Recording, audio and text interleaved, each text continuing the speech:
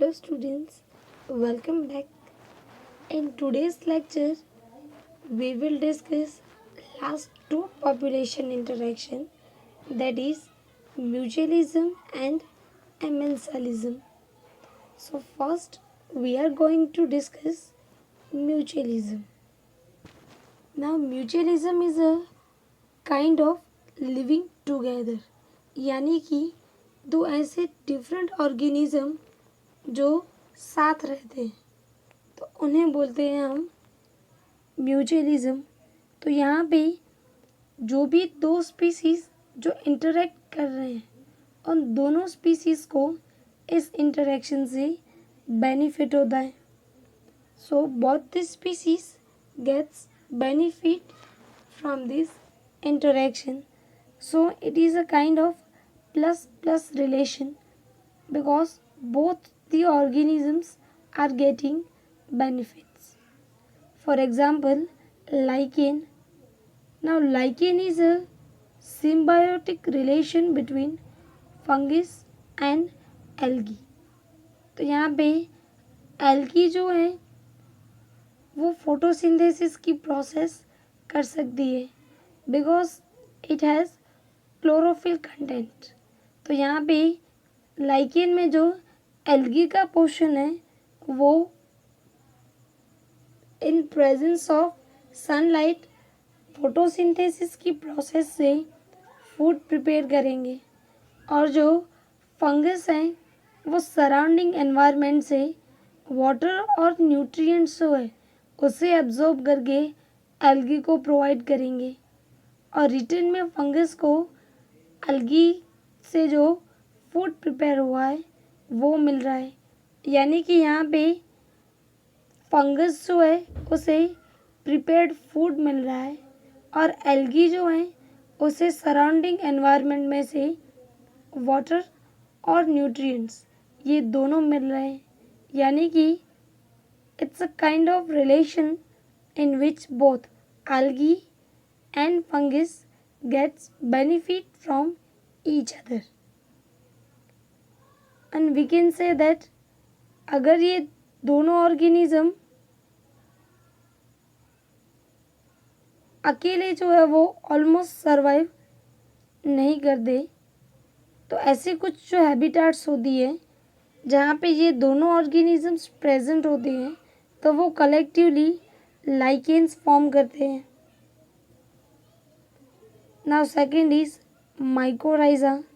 Now mycorrhiza is symbiotic association between roots of higher plant and fungus.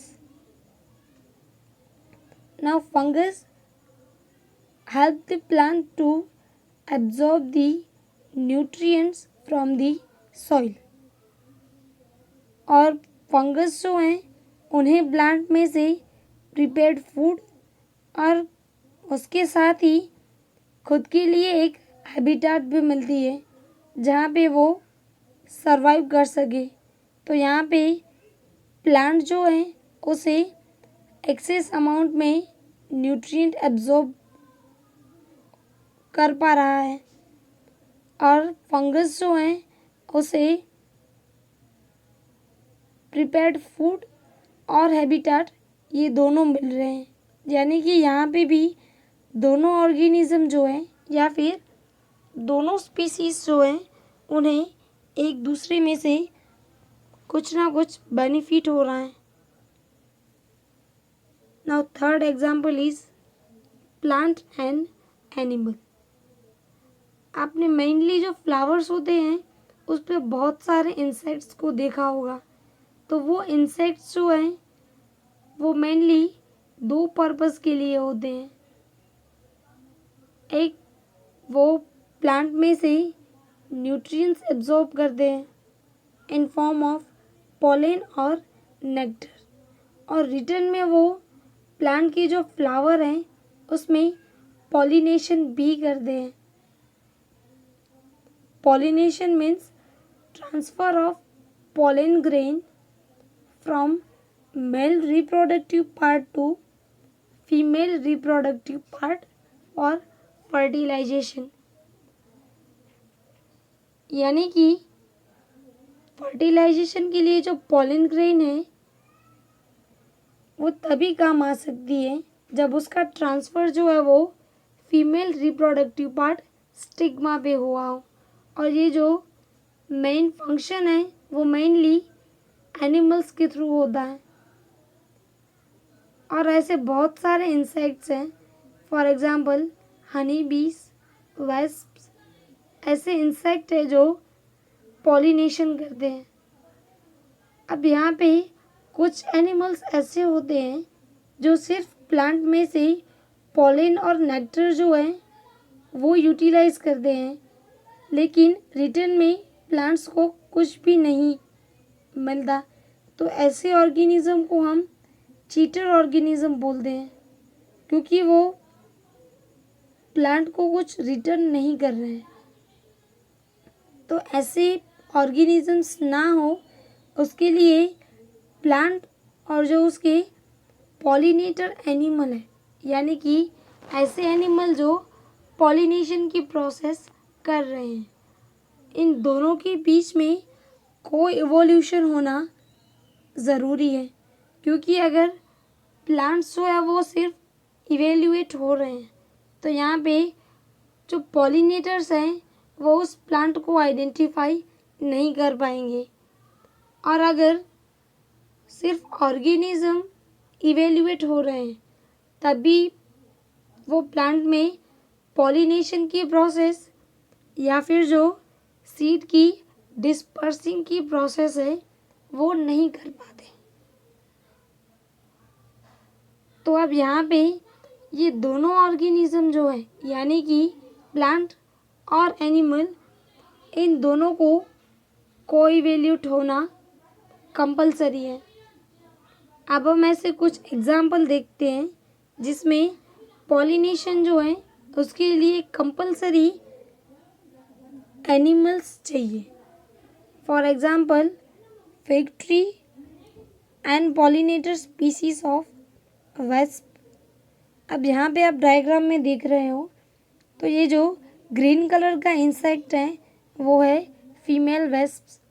तो mainly यहाँ पे pollination की जो प्रोसेस होती है फिग में वो मेनली फीमेल वेस्प से होती है। तो यहाँ पे क्या होता है, जैसे ही फिग का जो इमेच्योर फ्रूट है उसके अंदर जो फीमेल फ्लावर है वो मैच्योर होंगे तो उसमें से एक सेंट जनरेट होता है और ये सेंट जो है वो फीमेल वेस्प को अट्रैक्ट करता है।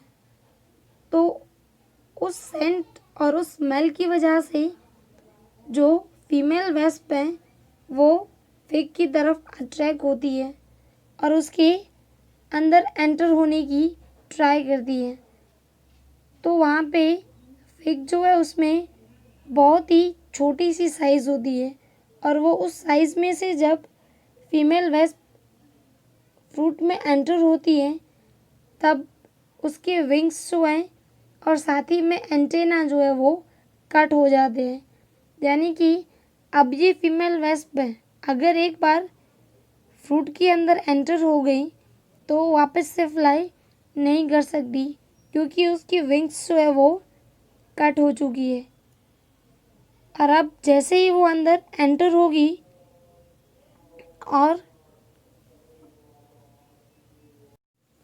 उसकी बॉडी सरफेस पे जो दूसरे प्लांट्स की या फिर दूसरे फिग मेल फ्लावर की जो पॉलन ग्रेन है वो फीमेल फ्लावर में ट्रांसफ़र करेगी और जो फीमेल फ्लावर की ओवरी है उसमें ये वेस्प जो है वो एग लेइंग की प्रोसेस करेगी। तो यहाँ पे फीमेल वेस्प जो हैं उन्हें एग लेइंग के लिए एक सेफ प्लेस मिलता है और जो फिग ट्री है उसमें पॉलिनेशन होता है। तो अब यहाँ पे क्या होगा, ये ओवरी जो है उसके अंदर जो सीड है उसे एग में से जब लार्वल्स बाहर आएगी तब उसे अपने फूड की तरह यूटिलाइज करेगी। तो यहाँ पे क्या होता है, एग लेइंग की प्रोसेस के बाद जो फीमेल वेस्प है उसकी डेथ हो जाती है।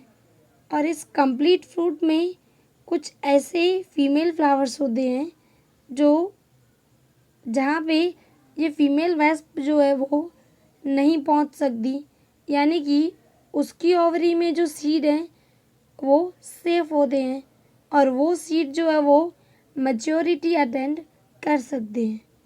तो यहाँ पे जो एग ले हुए हैं उसमें से फर्स्ट जो मेल वेस्प हैं वो जनरेट होते हैं।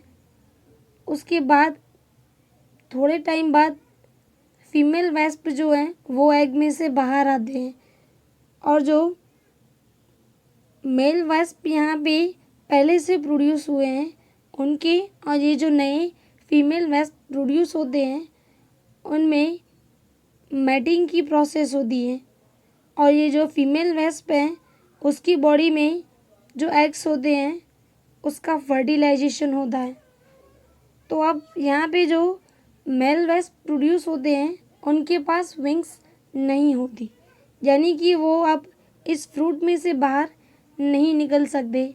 तो मेनली मेल वेस्प के लिए ये जहाँ पे उनका बर्थ हुआ है वहीं पे उनकी डेथ होगी, यानी कि उस इमेच्योर फ्रूट जो है फिग का उसी में उनकी डेथ हो जाएगी। लेकिन अब जो नई जनरेट हुई फीमेल वेस्प है उनकी बॉडी में फर्टिलाइज्ड एग है, तो वो उस एग के साथ इस इमेच्योर फ्रूट में से बाहर जाएगी और दूसरा फिग ट्री फाइंड आउट करेगी जहाँ पे वो ये फर्टिलाइज एग जो है वो ले कर सके। तो वापस से दूसरे ट्री में भी सेम प्रोसेस होगी। तो यहाँ पे ये दोनों जो ऑर्गेनिज्म है, प्लांट और ये जो वेस्प है, इन दोनों को बेनिफिट मिल रहा है। So it's a kind of mutualism relationship. Then second example is Mediterranean orchid Ophrys sexual deceit. तो यहाँ पे क्या होता है,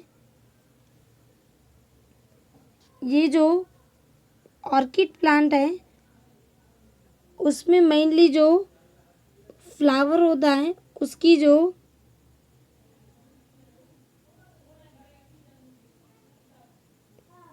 एक पैटर्न्स होती है वो मेनली फीमेल हनी बी है उसकी तरह होती है और उसका जो साइज़, कलर और बाकी की जो बॉडी पे पैचेस या फिर स्पॉट्स यानी कि जो मार्किंग होती हैं वो एग्जैक्टली फीमेल बी की तरह होती है।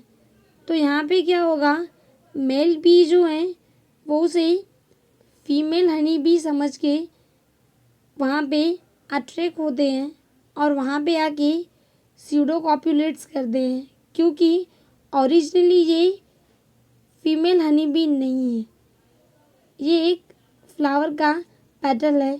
तो जैसे ही मेल बीज जो है वो वहाँ पे स्यूडो कॉप्यूलेट्स करने आते हैं तो वहाँ पे उस फ्लावर पे जो पॉलन ग्रेन होती है वो उनकी बॉडी से अटैच हो जाती है और जब ये मेल हनी बी वापस से दूसरे ऑर्किड के फ्लावर पे स्यूडो कॉप्यूलेट्स करने जाते हैं तो वहाँ पे ये फ्लावर की जो पॉलन ग्रेन है वो डस्ट करते हैं। तो इस तरह से ये जो मेल हनी बीस हैं वो ऑर्किड में पॉलिनेशन की प्रोसेस करते हैं। तो इस तरह का जो मैकेनिज़्म है उसे हम बोलते हैं sexual deceit for the pollination. तो यहाँ पे क्या होगा, ये दोनों ऑर्गेनिज्म मेनली जो प्लांट हैं उसे हनी बीज के अकॉर्डिंग इवेल्यूएट होना कंपलसरी है, क्योंकि अगर फीमेल हनी बी के स्ट्रक्चर में, कलर में या फिर मार्किंग में अगर कोई भी चेंजेस आ रहे हैं तो जो मेल बी हैं वो उसे आइडेंटिफाई नहीं कर पाएंगे। तो आप यहाँ पे जो फोटो में देख रहे हो वो है ऑर्किड का फ्लावर, जिसकी 3 पेटल्स जो है वो नॉर्मल है। लेकिन यहाँ पे आप जो हनी बी लाइक ऑर्गेनिज्म देख रहे हो वो एक्चुअल में उसकी एक पेटल है जो पॉलिनेशन के लिए इवेल्युएट हुई है, ताकि वो मेल हनी बी को पॉलिनेशन के लिए अट्रैक्ट कर सके। Another example is hermit crab and C anemone. तो यहाँ पे एक शेल लाइक स्ट्रक्चर होता है जिसमें हर्मिट क्रैब जो है वो रहता है, और उस शेल के ऊपर जो है वो होता है सी एनीमोन। तो अब यहाँ पे क्या होगा, जो हर्मिट क्रैब है उसे प्रीडेटर से प्रोटेक्शन मिलेगा, क्योंकि सी एनीमोन्स जो है उसके पास पॉइजन्स होते हैं, जिसकी वजह से वो हर्मिट क्रैब को प्रोटेक्ट कर सकते हैं। और सी एनीमोन को क्या बेनिफिट होता है, तो जैसे ही हर्मिट क्रैब जो है वो एक जगह से दूसरी जगह मूव हो गए, तो उसके साथ साथ ही सी एनीमोन जो है वो भी मूव होगा। तो यहाँ पे भी दोनों जो ऑर्गेनिज्म है उनको बेनिफिट मिल रहा है। Now another is rhizobium and leguminous plant. तो यहाँ पे जो राइजोबियम बैक्टीरिया है वो मेनली जो लेग्यूमिनस प्लांट है उनके रूट्स के साथ सिम्बायोटिक रिलेशनशिप में होते हैं। तो अब यहाँ पे राइजोबियम बैक्टीरिया जो है उन्हें प्लांट में से न्यूट्रिएंट मिल रहे हैं, और साथ ही साथ उनके खुद के लिए उन्हें एक पर्टिकुलर हैबिटेट भी मिल रही है। और इन रिटर्न राइजोबियम जो है वो मेनली जो एटमॉस्फेरिक नाइट्रोजन है वो प्लांट के लिए फिक्स करते हैं, ताकि प्लांट्स जो हैं वो उन्हें जो नाइट्रोजिनस कंपाउंड है उन्हें इजीली एब्जॉर्ब कर सके। तो यहाँ पे आप जो फर्स्ट डायग्राम देख रहे हो जिसमें आप जो छोटी छोटी नोट्स देख रहे हो वो हैं रूट नोड्यूल्स, जो कि लेग्यूमिनस प्लांट्स में होती है, और इस नोड्यूल्स के अंदर जो है वो राइजोबियम बैक्टीरिया होते हैं। तो ये जो सेकंड पेट्री प्लेट में आप स्पॉट्स देख रहे हो वो है राइजोबियम बैक्टीरिया की colony. Now the last population interaction, that is amensalism. Now it's kind of zero or minus relation, because in this the one species is harmed, that is minus, and other species is unaffected, that is zero sign. For example, penicillium fungi and gram positive bacteria. तो अब ये जो Penicillium fungi है वो penicillin जो हम antibiotic use करते हैं वो प्रोड्यूस करते हैं, और ये पेनिसिलिन एंटीबायोटिक जो है उसकी वजह से जो ग्राम पॉजिटिव बैक्टीरिया हैं उनकी डेथ हो जाती है। तो यहाँ पे ये जो पेनिसिलिन का प्रोडक्शन जो है वो ग्राम पॉजिटिव बैक्टीरिया के लिए हार्मफुल है, लेकिन उससे पेनिसिलिन फंजाई जो है उसको कुछ भी इफ़ेक्ट नहीं हो रहा, यानी कि पेनिसिलिन फंजाई जो है वो अनअफेक्टेड है, और जो ग्राम पॉजिटिव बैक्टीरिया हैं उन्हें उससे हार्मफुल इफ़ेक्ट हो रही है। So it's a kind of -0 relationship. So यहाँ पे हमारा चैप्टर नंबर 13 कंप्लीट होता है। नेक्स्ट वीडियो लेक्चर में हम चैप्टर नंबर 14 इकोसिस्टम स्टडी करेंगे। Now it's your homework.